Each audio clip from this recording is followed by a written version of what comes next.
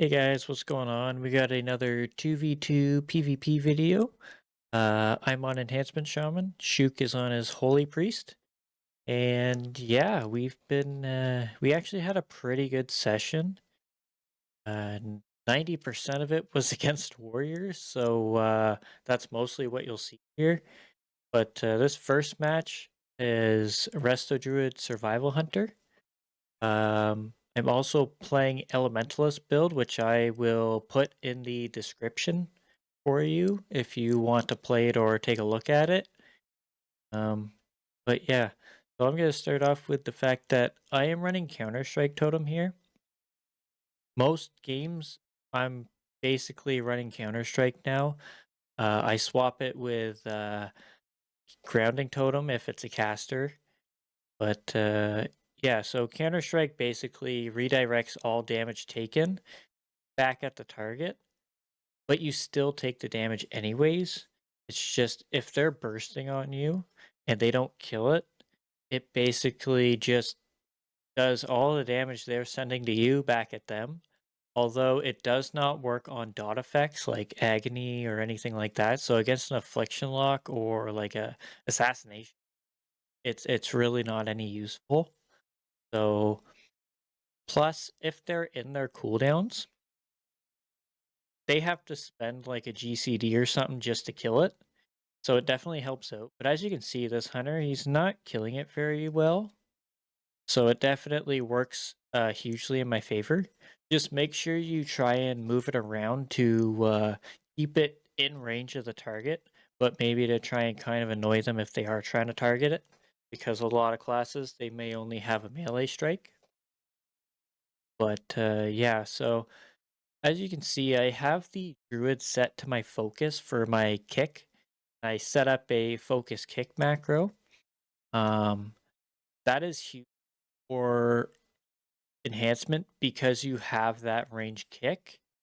It helps out a lot because if like most melees, they typically have a melee range kick. So whatever you're targeting, you're basically gonna kick. But with Enhancement Shaman, maybe like Death Knight 2, set up a focus macro and just use it on like the healer, or if they have like a huge caster, like maybe like a frost mage or a fire mage or something like that, or even a warlock, set it to them and like use it to kick CCs and stuff.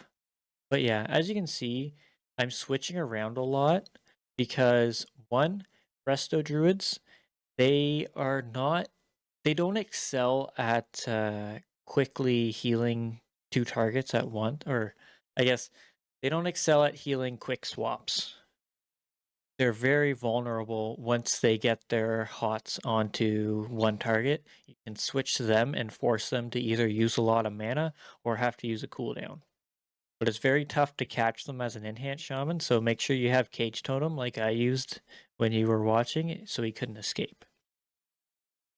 And on to the next match, we got a Fury Warrior. So this one's Fury Mistweaver. I don't think they were running double disarm, but you'll notice I use my Cage Totem on the monk a lot just to prevent Shuk from getting double CC'd and stuff like that. But for the most part, I'm actually hitting the monk a lot. Like as you can see, he bubbled, so I instantly swap. Basically, you want to try avoid hitting into the bubble. Obviously, if you can't reach the monk, don't waste time running at him while the warrior's beating you up. Like just hit the warrior. It's not a huge issue, but just try to punish both of them. Especially if it's a melee monk. Make sure to kite him out of his Phalanx stomp. It's like a blue shockwave on the ground. I think most monks are now ranged guys, so just watch for that. And here he's going to go for a sleep. I could have stopped it, but I just lassoed the warrior.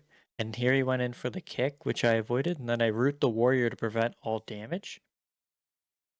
So that way he couldn't touch me. It was kind of odd to use leg sweep on me rather than wait for the warrior to use Stormbolt or something.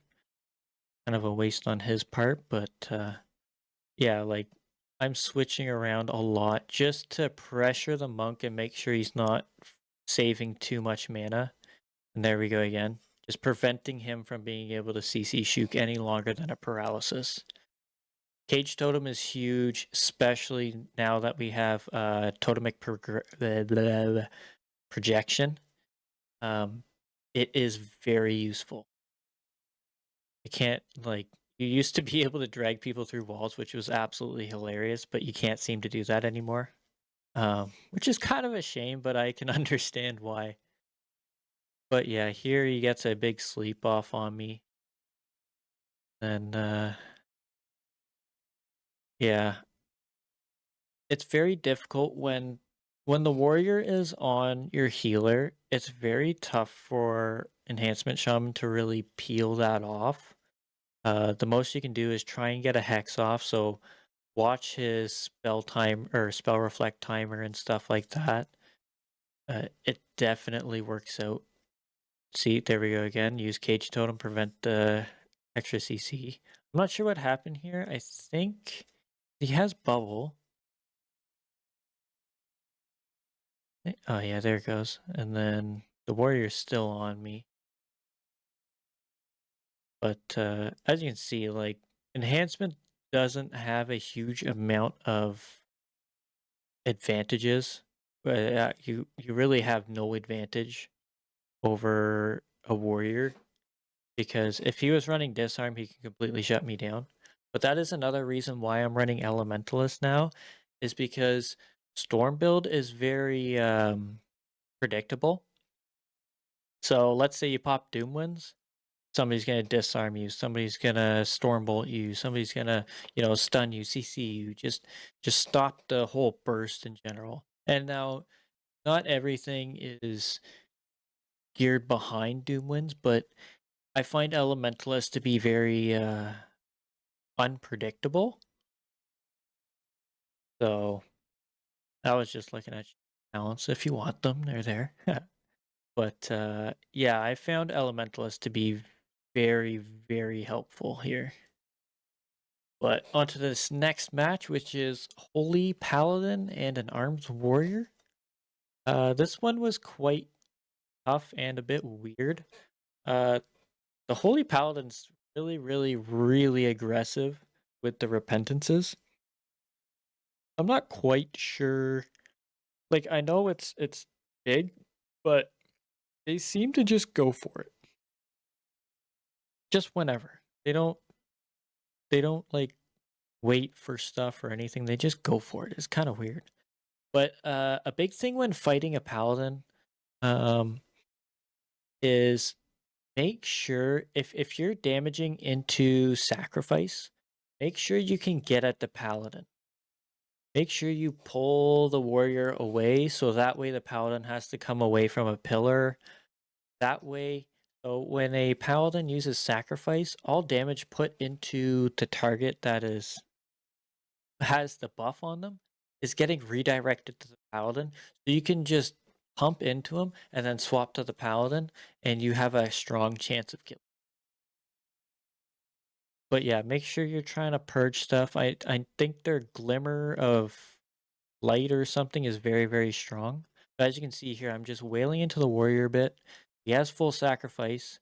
Then I'll swap. I should swap here in a second. Ooh. But yeah, and if you're running Elementalist, make sure you always have Flame Shocks up. It just makes the funnel even better. Your Lava Lashes will hit so hard, and it'll come off a cooldown much faster. But yeah, it's very tough fighting warriors as an enhancement shaman. So your chances of winning are very small, but if you can force them to make mistakes, it's going to make it so much easier. But there, I saw Shook was Judgment, and then he got repped. So I try to save Lasso for when they CC my healer. It stops most damage. If he trinkets, then you're kind of in trouble. But usually it'll force a trinket, and then there's another window opening for you to get at him. But yeah, the Paladin just sacrificed, so I swapped to him. I use cage to prevent him from getting around the pillar, and then I just sit on him. Then the warrior is probably going to try and peel a bit, or he's just going to sit on Shuk. But yeah, I'm just wailing on the paladin right now. I missed my kick because I'm really bad at that. So, you know, you can make fun of me if you want. But yeah, see there? I dropped the counter-strike, and he's trying to kill it. And he has to waste some globals, like overpower and stuff. And here Shuk is in his angel form, I think, where he was. So I'm making sure to sit in his line. I get a hex off because the paladin wasn't near a pillar at all. So it just makes it much, much more painful for them. And here Shuk gets a nice double fear, forcing the bubble. I get the die by the sword. And here is the win condition. Now we know, okay, they have no more outs. Sacrifice is probably coming up soon. Oh, there it is. And this is where the paladin gets finished. Because one, he can't get away from me because his warrior's not helping him kill the totem. And I'm not letting him leave. And down he goes. So that's where cage totem comes in handy, is holding that paladin or anything, right? If they don't kill it, they can't get away from you. So it's so much better. On to the last match, we got another Fury Warrior. So, like I said, 90% of these matches were Warriors. I think we only fought 2 other classes.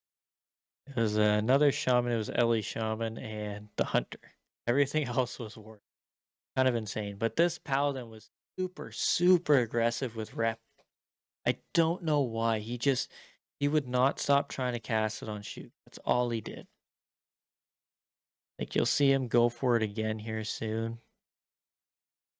I don't know why he was so aggressive with it. But yeah. We're getting close to 2100 and twos. We're sitting at about 2050, I think, CR.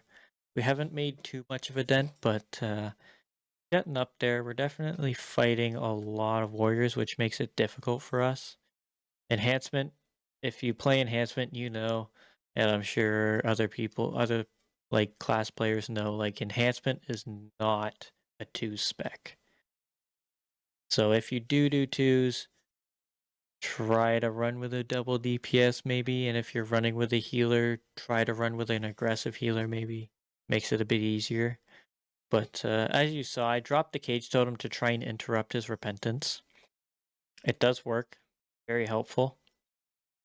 But as you see, the warrior disarms me, but it doesn't really do anything. I just cast Hex on him to reduce his damage on Shuk, get the paladin's bubble. As I lassoed him, the warrior charged over.